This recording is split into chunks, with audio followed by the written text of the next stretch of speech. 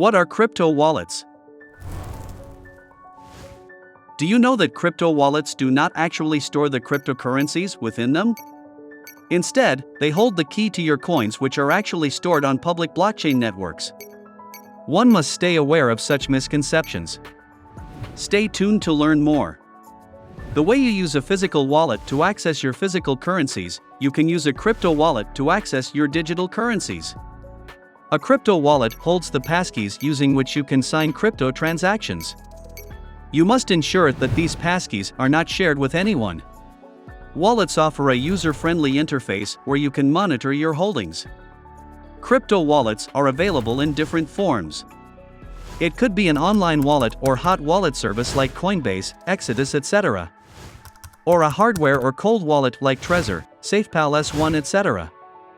A wallet could further be subcategorized as custodial or non-custodial.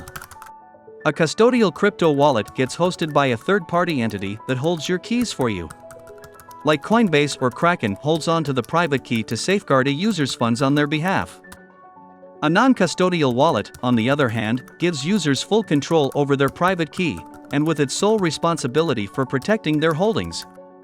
The majority of wallets that are available today use the seed word security method. They generate mnemonic seed phrases of up to 12 words. For example, market, luggage, money, shirt, room, and so on.